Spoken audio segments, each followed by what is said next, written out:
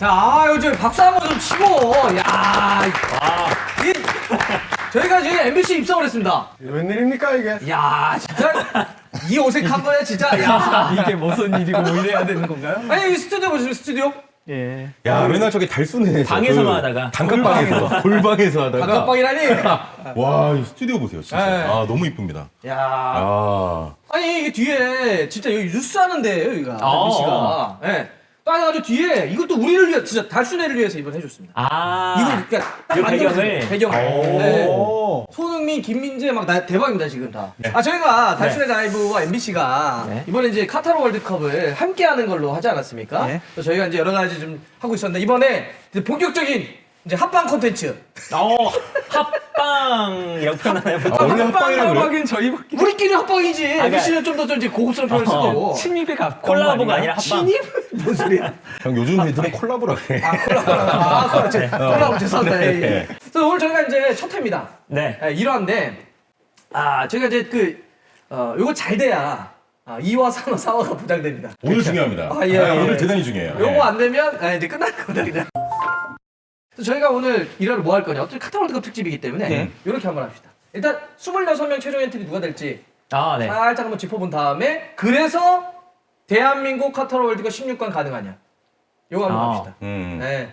어우, 자극적이네요. 자극적인가요? 첫 화가 중요하거든. 아, 조회수 보장 컨텐츠인데요? 근데 갑자기 궁금한 게 있다. 네. 아니 빨대는 요런 이제 스튜디오 익숙하잖아요. 아, 익숙하죠. YTN에서 이제 뉴스를 했으니까. 아하. 네. 근데 거기는 이제 뉴스 전문 채널인데도 여기가 훨씬 좋아요. 거긴 그냥 골방이야, 내가 볼 때.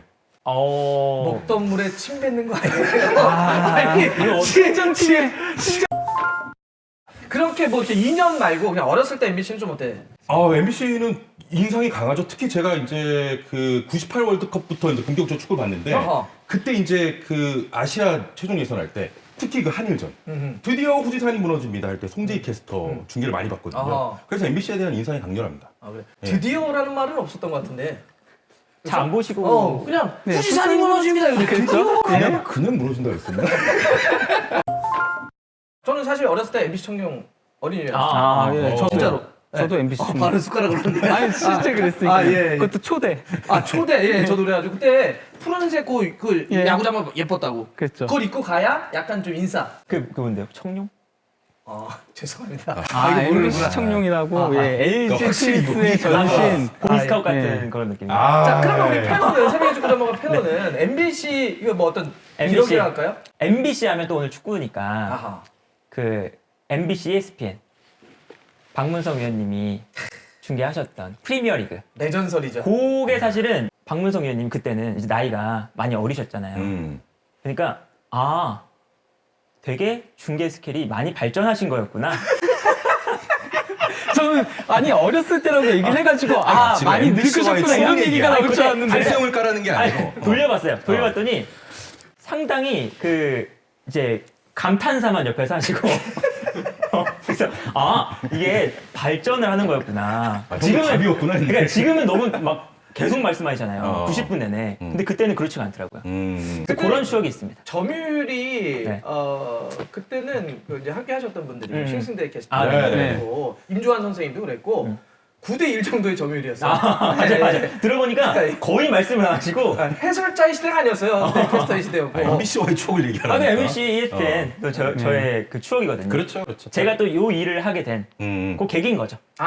그때 어떤 인연이. 그쵸. 뭐 박지성 선수 나올 때 처음 해외 축구 보고 그때부터 이제 해외 축구를 좋아했으니까. 그러니까 저도 그때 이제 MBC에 있다가 제가 이적을 2005년에 했거든요. 네네. 그래서 이제 17년 만에 제가 다시 돌아온 겁니다. 고향으로. 예, 금요한 왜 박수를 쳐요?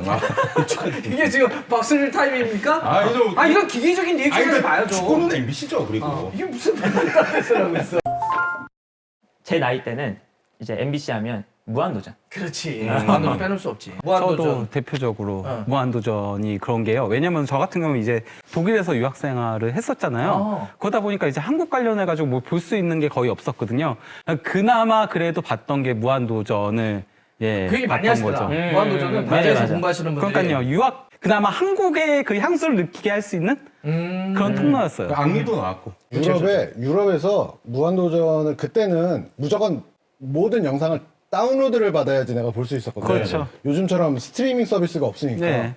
무한도전 받고 그다음에 이제 또 내가 좋아하는 이제 일본 영상들 받고 그러면 한 이틀 정도 가요. 잠깐 일본 영상은 정상적으로 받을 수 있나요? 아니 뭐 아 여기가 유학파예요. 나름 네, 독일과 영국 유학파인데. 그리고 MBC는 사실 문화 방송이잖아요. 아 죄송한데요. 왜 MBC여가지고 팔짱 끼고 방송하시면 안 돼요? 문화 방송이라고. 언제부터 MBC야? 문화 방송이야. 네. 진짜 카운트다운이 시작됐습니다. 그렇죠. 네, 와 금방이네. 저희가 11월 11일 날 국내에서 갖는 마지막 평가전. 그렇죠. 네. 국내파 위주로 좀 명단이 발표되지 않았습니까? 그래서 그 아이슬란드 네. 하고 그 다음 날 12일 드디어 최종 엔트리 26명이 유럽파들이 포함된 명단을 짠 발표하면 진짜 이제 가는 거죠. 그렇죠. 네, 그래서 며칠 있다가 이제 카타르로 넘어가서 대회를 시작할 텐데 그러면 이렇게 하는 게 좋겠습니다. 26명 최종 엔트리 누가 될지 여러분들 네. 허심하게 한번 솔직하게 예, 진지하게 진심으로 한번 이야기를 해보고 그래서 그 26명으로 싸우면 그래서 16강을 간다 못 간다. 아, 찐으로 합시다. 찐으로. 네네네. 찐으로 한번 붙어봅시다. 예. 페노가 한번 26명을 얘기를 쭉 한번 해주세요. 아, 그러면 나머지 세 분이 난 거기서 누군 찬성일세, 누군 아닐 것 같다 이렇게 가감을 해보는 걸로. 알겠습니다. 그렇게 한번 하는 걸로. 좋습니다. 그러면. 일단 이제 정리를 해봤는데 일단 기본적으로 좀 나눌 수가 있어요. 좀 이견이 없을 만한 확실한 멤버들. 복붙 그쵸. 느낌의. 확실하게 벤투 감독이 원하고 있고 계속해서 기용했던 멤버들이 좀 추리니까 22명 정도 됩니다. 그리고 이제 좀 논란이 될 수 있는 이제 이 선수가 가나 안 가나? 라는 생각을 해볼 수 있는 선수가 한 4명 정도 추가가 될 것 같다. 논쟁적인 선수들. 그쵸. 네, 4명. 그래서 그렇게 좀 한번 나눠서 이야기를 해보면요. 먼저 이제 잘해요. 이게 내보니까 MBC급이야. 여기 빨대는 딱 우리랑 같이 계속 방송하면 되고. 예. 자, 한번 해봅시다. 네, 그래서 처음부터 보면 포지션별로 한번 봐볼게요. 공격수는 일단 무조건 갈 것 같은 선수들만 말하면 황의조와 조규성, 최전방 공격수 2명, 그리고 2선 라인에 6명입니다. 손흥민, 황희찬, 이재성, 나상호, 권창훈, 정우영. 이렇게 6명이고요. 저희 정우영은 이제 독일에서 뛰는 그죠, 거예요. 독일 정우영. 그리고 중앙 미드필더는 4명입니다. 황인범, 그리고 정우영, 백승호, 손준호. 그리고 중앙 수비수는 3명. 김민재, 김영권, 권경원. 그리고 왼쪽, 오른쪽 풀백은 4명인데 김진수, 홍철, 오른쪽에는 김문환과 김태환. 그리고 이제 골키퍼는 김승규, 조현우, 송범근 3명까지. 이렇게 해서 요 22명 명단은 그래도 벤투 감독이 아주 신임하고 있는 명단이라고 보여지거든요. 네. 그래서 요 이제 22명은 아마 제 생각에는 갈 것 같고 여기에 플러스 4명이 되는 건데 제 생각에 2선 라인에 2명 정도가 되지 않을까. 추가적으로. 근데 이제 갈 것 같은 선수들이 제 생각엔 이제 그 이번 10월 A매치 명단에 뽑혔잖아요. 그 안에서 뽑힐 것 같습니다. 국내파 위주로 발표한 그렇죠. 명단에서. 거기서 이제 뭐 추가적으로 뭐 뽑힐 자원들은 딱히 없어 보이고 여기 이제 뭐 이강인 선수 정도만 더해지면 사실은 여기에서 뭐 새로운 얼굴들이 뽑히진 않을 것 같거든요. 그래서 2선 자원에는 이강인, 양현준, 엄원상, 송민규 요 4명의 자원 중에 한 2명 정도 갈 것 같다. 그리고 이제 중앙 수비수 중에는 지금 경쟁을 하고 있어요. 이제 박지수나 그리고 조유민 요 두 선수가 4번째 중앙 수비수로 경쟁을 하고 있는데 네. 요 플러스 1명 어쨌든 1명 정도가 더 갈 것 같으니까 이 두 선수 중에 누가 갈 것이냐 요게 포인트인 것 같고 그리고 이제 그 오른쪽 풀백 자리에 2명이 뽑혀 있는데 제가 이제 생각을 했을 때는 윤종규 선수가 네. 오른쪽 왼쪽 다 뛸 수 있어서 데려갈 것 같거든요. 마지막 자리에. 그래서 이렇게 26명이 완성되지 않을까 아하. 라는 생각을 했습니다. 자, 정리해볼까요? 네. 22명은 다 갈 선수들을 이야기를 했고. 그죠? 네. 그러면 논쟁적인 4명 중에는 정리를 하자면 한 2명? 그렇죠. 그러면 거기서 이제 총 24명. 네. 그 다음에 박지수, 조유민, 윤종규 중에는 2명. 그렇죠. 그러면 총 26명. 맞습니다. 정리됐습니다. 예. 그리고 그 명단 한번 쭉 제가 볼펜으로 네. 예, 따라 적으려고 했는데 말이 빨라가지고 볼펜으로 죄송한데 요즘 사람들은 이게 아이패드를 쓰더라고요. 이거 좋아. 아니 보니까 말하는 것 자체가 1.5배속이네. 아, 그래요? 죄송한데요. 메시지 갖고 토론하자고 메신저로 공격하지 말고요. 아니 사람 공격을 하지 마시고. 아니 근데 이 형도 참 그런 게 이거 세련된 스튜디오 와가지고 저희가 적고에서 말하는 이 옆에서 뭔데 빨라빨라 지금 저도 나름 아이패드로 가져왔는데 못 따라 적었어요. 이렇게 이제 26명에 대해서 자 누가부터 난 여기서 누구는 좀 어려울 것 같고 누가 대신 들어갈 것 같다. 그러니까 있습니까? 네. 일단 뭐 논쟁적인 선수들 중에서 4명 중에서 2명을 조금 추수이자면은 그 중에서는 저는 그래도 뽑힌다면 엄원상은 무조건 갈 것 같고요. 왜냐면 그동안 활용들을 했었고 쪼커로 나름 그래도 뭐 효과적인 모습들을 보여줬기 때문에 엄원상은 갈 거라고 보이고 또 이제 이강인 한 명까지 추가해가지고 2명이 갈 걸로 보입니다. 아하. 예. 송민규와 양현준이 안 되고 그 둘이 될 것 같은 이유는 뭔가요? 일단은 엄원상 선수가 아까 얘기 드렸다시피 좀 계속 활용을 했었고 그리고 나왔을 때 효과가 좀 있었으니까요. 빠른 스피드로 그 상대가 지쳤을 때 뒷공간을 파헤치는 그런 용도로 요긴하게 활용을 했었기 때문에 엄원상 선수는 데려갈 거라고 보고요.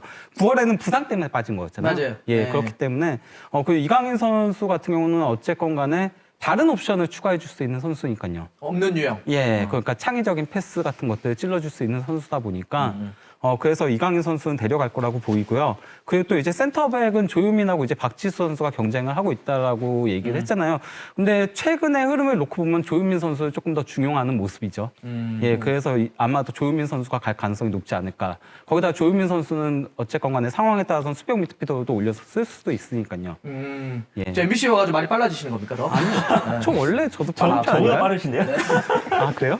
조유민 선수는 또 공격 출신이에요. 아, 맞아요. 네. 정말 때에 따라서는 올렸을 수도 네. 있습니다. 정말 때에 따라서는. 예전에 조유민 선수가 그 대학교 때 김문환 선수하고 공격수를 같이 봤어요. 아. 네, 김문환 선수도 원래 공격 출신이거든요. 네네. 자, 우리 어떻게 레드 형은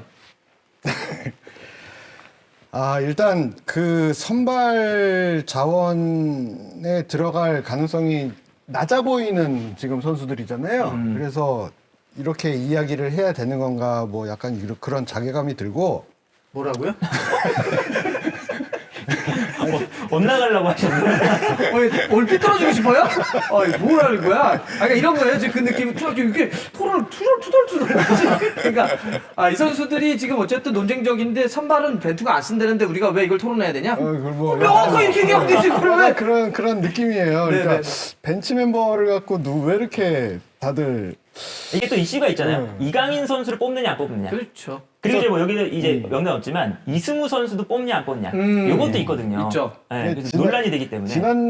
지난번에 이제 같이 있는 자리에서 제가 잠깐 말씀을 드렸는데 이강인 다른 선수들은 사실 저는 생각이 없어요.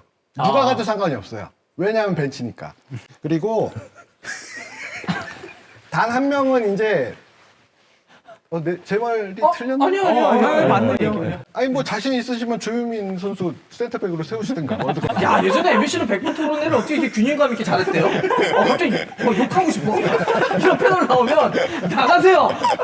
사퇴하세요. 그래서 이강인 선수는 사실 굉장히 좀 딜레마일 것 같아요. 네. 그 이유는 네. 이강인 선수는 9월 달에 A매치 현장에서 저희가 다 느꼈잖아요. 어떤 팬들이 어떤 그 반응을 보이고 있는지. 그거인즉슨 지금 26명 명단에 포함되는 순간부터 한국의 월드컵이 끝날 때까지 이강인이라는 이름 석자는 계속 이슈란 말이에요. 그렇죠. 벤투 감독이 경기 전, 경기 후 기자회견마다 이강인이라는 이름 계속 나올 거예요. 쓰든 말든. 그러면은 벤투 입장에서는 지금 벤투 감독에게는 대의가 있잖아요. 월드컵에서 좋은 성적을 내야 되는.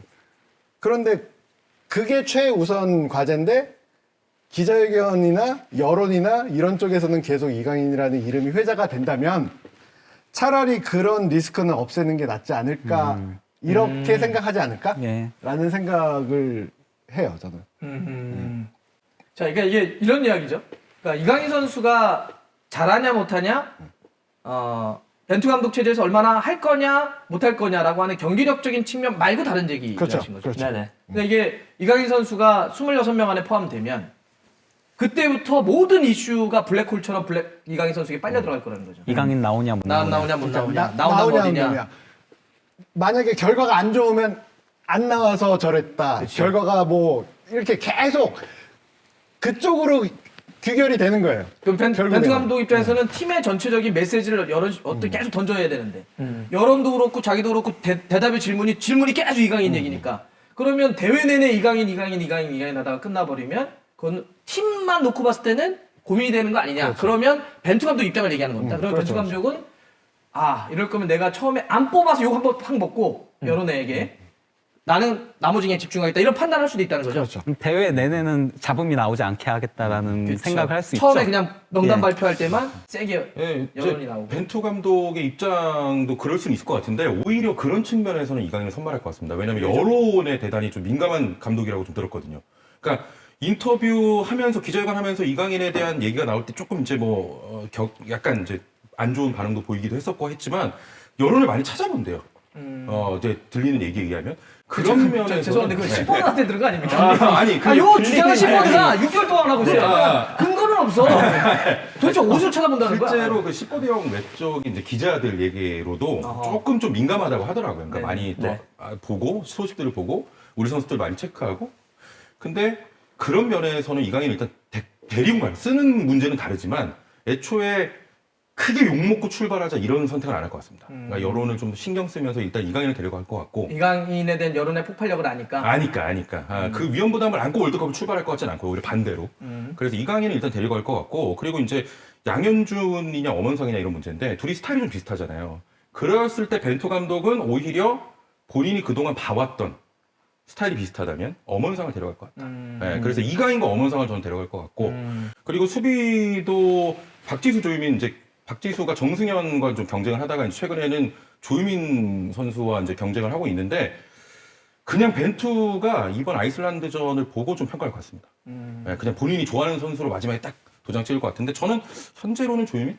조유민. 네, 그래서 조유민, 윤종규 이렇게 갈 것 같습니다. 자, 우리가 얘기하다 보니까 이제 이강인 선수가 좀 의견이 약간 갈리는 느낌인데 네. 팬호는 그럼 이 의견에 대해서 어떻게 생각해요? 그러니까 이강인. 이강인을 그런 여론을 의식해서 데려갈 수도 있다? 아니다. 반대로 오히려 그걸 의식해서 그렇게 너무 휘말리면 안 되니까 그냥 끊고 안 데려갈 수도 있다. 저는 이강인 선수는 데려갈 것 같아요. 그리고 이제 벤투 감독이 진짜 안 쓸 선수는 아예 뽑지도 않거든요. 뭐 예를 들면 최근에 이승우 선수 K리그에서 너무 잘했잖아요. 그런데 뭐 뽑아라 이런 얘기 있었는데 절대 안 뽑았고 그리고 뭐 주민규 선수도 마찬가지고 너무 잘하고 있는데 자기 스타일이 안 맞으니까 절대 안 뽑았거든요. 그런데 이강인 선수는 이제 그 오픈 트레이닝 할 때 9월 달에 오픈 트레이닝 현장에서 이강인 선수를 활용해서 몇 번 전술 실험을 했어요, 실제로. 그래서 뭐 왼쪽에도 더 보고 공격형 미드필더로 더 보고 중앙 미드필더로도 더 보고 이랬던 그 훈련 그 세션이 있었기 때문에 저는 벤투 감독이 아예 안 쓸 생각까지는 없었을 것 같아요. 9월 달에도. 그런데 그 카메룬전에 교체 투입하려는 시점에 좀 이제 부상자도 나오고 하면서 저는 거기서 교체로는 투입해서 뭔가 해보려고 했는데 그 타이밍이 안 맞았다 라고 봅니다.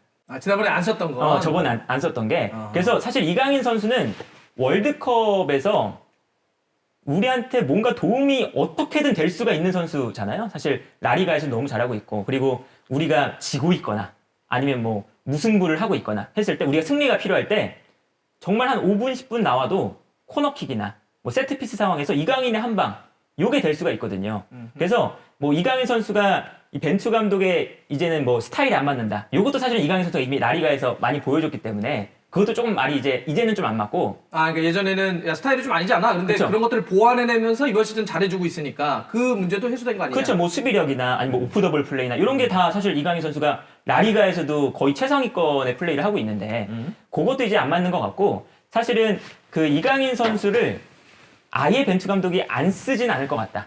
정말 이제 필요할 때, 진짜 필요할 때 쓸 선수로는 데려갈 것 같아요. 뭐 선발로 안 쓰더라도. 그래서 이강인 선수는 제 생각엔 아마 데려가지 않을까. 데려가지 않을까? 응. 부원재는 어떻게 생각합니까? 저는 레드제미님이 얘기했던 내용이 상당히 그러니까 조금 뭐랄까 예상 외의 답변이었어가지고 이럴 수 있겠다라는 생각을 하긴 했었거든요.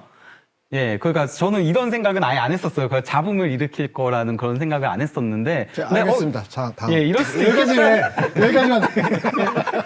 아, 이럴 수도 있겠다라고 생각은 했지만은. 한 명이라도 내 의견에 동의해줘. 근데 어쨌건 간에, 예. 이런 의견도 있을 수 있겠다라고 생각하더라도 이강인 선수는 무조건 데려가야 된다고 생각합니다. 예, 워낙 어쨌건 한국 대표팀에는 없는 유형의 선수니까. 예, 그리고, 한 방이 있는 선수여가지고 전 무조건 그 승부처에, 그러니까 기본적으로 월드컵에서는 우리나라가 언더독 입장에서 임하게 되잖아요. 그러면은 교체 카드로 승부수를 던져야 되는 거기 때문에요. 그럴 때 쓸 수 있는 카드가 많지가 않아요. 예, 그래서 더더욱 이강인 선수 써야 된다고 생각합니다. 저는 약간 다른 결로 좀 생각이 들었는데 이 문제는 예를 들어서 그러니까 예를 들면 여론을 신경을 많이 쓴다? 저는 오히려 신경을 별로 안 쓰는 느낌들을 받을 때가 있었거든요. 그러니까 네. 야 어때? 라고 들어볼 수는 있겠지만 예. 그거로 휘둘렸나? 결과를 놓고 봤을 그렇죠. 때 결과는 아니에요. 그랬으면 이강인을 최소한 선발로라든지 교체로 어느 정도 뛰었어야 돼. 그러니까 들었을지는 모르겠지만 그거에 대해서 자기가 결정을 바꿨나? 난 그건 별로 없었다고 보거든요. 맞아요. 그래서 그건 예전에도 그랬죠. 포르투갈 대표팀 감독할 때도 그랬고. 전임 때부터 여론을 따라갔으면 이런 평가를 받지 않았겠지. 예. 들을지 몰라도 그대로 움직이진 않았다. 아까 그 말씀하신 여론을 의식한다. 라는 게 제가 보기에는 9월 A매치에서 선발한 게 여론을 의식한 이 최대한의 배려가 아닐까. 최대한의 타협? 벤투 나름대로. 네. 그리고 이제 근데 아까 그 페노가 얘기한 부분은 예, 저도 뭐 동감을 해요. 동감을 하는데 이강인이라는 그 두 번째 카메룬전에서 황의조 선수가 들어갔다가 부상 그렇죠, 나왔잖아요. 예. 거기서 이제 계획이 엉클어진 거죠. 그것도 맞지. 예. 변수니까. 그렇죠. 그래서 뭐 굳이 막 오기로 내가 안 넣을 거야 막 이런 결과는 아니었다고 생각해요. 카메룬전에서. 근데 그럼에도 불구하고 여튼 굉장히 카메룬전에서 그 이름을 연호하는 장면이 굉장히 벤투 인상적이지. 감독에게는 긍정적이든 부정적이든 굉장히 큰 영향을 끼쳤을 것 같아요. 그 네. 고민이 실제로 나오고도 있더라고요. 그렇죠. 이 이야기가 사실 레드 형만의 주장이 아니고 실제로 나와요. 안팎에서. 맞아요, 맞아요. 안팎에서.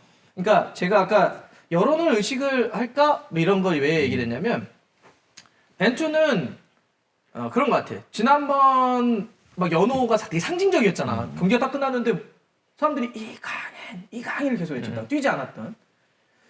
벤투 감독은 이 장면을 어떻게 받아들였을까 한번 생각해 보자는 거죠. 그러면 지금 자기가 팀을 운영해 나가는 데 있어서 어쨌든 욕을 먹건 아니면 결과로서 찬사를 받건 감독은 자기 권리 선발을 하고 그렇죠. 그거에 대한 책임을 지는 거예요. 그렇죠?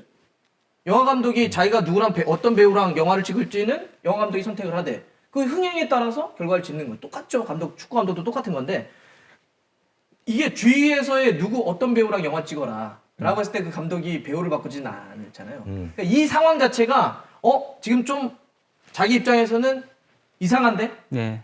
이거에 내가 움직이면 내가 어떻게 축구를 움직이지? 라고 받아들일 수도 있죠. 전 그래서 기자회견장에서 그런 얘기도 한 거라고 생각하거든요. 나 귀가 그래서 있다. 얘기했지. 나도 듣고 있다. 네. 그러니까 여론을 듣지만 그거에 대해서 결정을 옮겼었나? 그렇게 놓고 봤을 때는 전 레드 형의 가능성도 있다고 봐요. 네. 계속 그렇게 가서 내가 뭔가를 하면 그럼 계속 끌려간다고 볼 수도 있다는 거죠. 그래서 지금 이럴 수도 있고 아니면 아까 했던 것처럼 뭐 아니야 그래도 충분히 전술적으로 내가 테스트 해봤기 때문에 네네. 가능성이 있어. 뽑을 수도 있죠. 사실 이게 가장 뜨거울 거예요 진짜. 네. 그러면 지금 이강인 선수가 가장 핫하고 나머지는 뭐 이렇게 22명 이런 데서 별로 이게 없네. 손준호 선수 아까 나왔는데 네. 손준호 선수는 뭐 뽑힌다에 전혀 이렇게 난 아닐 것 같은데 없습니까? 뭐 말씀하신 게 하고 싶은 게 아까 방송하기 시작에 손준호 뽑힌다고? 아니 근데 진짜 쓸 수 있는 카드가 많지가 않아요 그쪽이. 예. 그러니까 지금 우리가 중미가 아까 얘기했을 때 네. 황인범, 정우영, 백승호, 손준호. 그렇죠. 자원이 조금 우리가 좀 부족한 데죠. 그렇죠. 근데 그게 사실 솔직히 생각하면 전반적으로 다 그렇죠. 그러니까 16강을 목표로 삼는 팀들은 베스트 11 뒤에 있는 선수들이 사실 좀 약한 게 약하잖아요. 그렇지. 우리도 그렇고. 그렇지. 네. 그러니까 뭐 아까 뭐 굉장히 과격하게 말씀을 드렸지만 어쨌든 예, 벤치 전체 23인, 26인 스쿼드가 그렇게 이 선수는 꼭 가야 돼라고 이 선수는 안 돼 막 이렇게 구분 짓는 게 그렇게 큰 의미가 있나 싶은 거예요. 저는 계속. 그리고 난 그런 생각도 있더라고. 우리가 가끔씩 보면 월드컵 엔트리 얘기할 때 네. 마치 한 시즌을 얘기하는 스쿼드처럼 얘기할 때가 있어. 로테이션 자원이 있어야 되고 플랜 B와 플랜 그렇죠, C가 그렇죠. 있어야 돼. 아, 그렇지. 우리는 사실 일단 딱 놓고 봤을 때 조별리그 3경기에 모든 승부 다 던지는 거거든. 그렇죠. 그리고 16강 올라가면 거기서부터야 뭐 사단의 대진이니까 하면 되잖아요. 그래서 월드컵 우승하는 팀이 7경기를 치러. 맞아요. 맞아요. 몇 우리는 경기 너무 없죠. 근데 가끔 보면 한 시즌을 소화하는 엔트리로 얘기하더라고서 스쿼드가 굉장히 넓어야 되고 막 플랜 B와 플랜 C가 있어야 되고 아니 우리는 플랜 A를 진짜 이만큼 갈아가지고 찔러도 될까 말까니까 사실 약간 그거는 약간 고려하면서 얘기를 해봐야 될 것 같아요. 그건 그죠? 그렇죠. 뭐 그러니까 우승에 도전하는 팀들이나 이제 뭐 조별리그 3차전에 조금 로테이션 돌려가지고 뭐 유망주들 쓰고 뭐 그렇지. 이런 식으로 하면서 체력 안배하고 뭐 그렇지. 이런 거 생각을 하지. 네. 예, 우리나라는 한 경기 한 경기가 결승전이죠. 그렇죠. 말 그대로. 맞아요. 예. 특히 이제 우루과이 경기가 상당히 중요할 텐데 근데 어쨌든 전체적으로는 서프라이즈가 있을 가능성은 벤투 감독의 거의 성향상 없죠. 거의 없죠. 그냥 그동안 보였던 명단 그대로. 와 이 선수가 갑자기 들어왔어? 10월달 명단만 봐도 오현규 정도만 빼면 맞아요. 다 맞아요. 뽑았던 선수들이거든요. 그렇죠. 다 한 번씩은 뽑아왔던 선수들이에요. 그래서 막 특별하게 갑자기 새로운 얼굴이 뽑힌다? 이거는 가능성이 거의 없다. 오현규 나왔으니까 요거 하나만 최종 엔트리하고 이제 정리합시다. 뭐냐면 오현규 선수를 왜 뽑았을까를 고민해봤어요. 네. 잘하니까 뽑았죠. 당연히. 손삼성에서 잘하고 있으니까 뽑았는데 저는 황의조 선수의 최근의 어려움과 연결이 좀 되더라고요. 그러면서 황의조 선수가 요새 소속팀에서도 그렇고 대표팀에서도 좀 어려움이 있잖아요. 그렇죠. 그러면서 어떻게 벤투 감독이 고민했냐면 손흥민을 톱으로 올리더라는 거죠. 네. 그 이유 중에 하나는 또 황희찬 왼쪽에 들려고 하는 공전도 있겠지만 예. 전술적으로 손흥민 선수를 톱으로 놨을 때 우리가 경기를 좀 좋았다라고 판단하는 것 같아요. 지금 최근에 보면 평가전에서. 그러면 손흥민 선수를 톱으로 놓고 황희찬을 왼쪽에 뒀을 때 손흥민 선수와 투톱이 이루어지려면 네. 나는 손흥민 선수에게 많은 공간이나 슈팅 기회를 만들어줄 수 있는 어마어마하게 많이 뛰고 헌신적으로 싸워주고 이런 선수가 필요하다고 보거든요. 그렇죠. 그런 의미에서 독일에서 뛰는 정우영 선수를 실험해봤다고 봐요.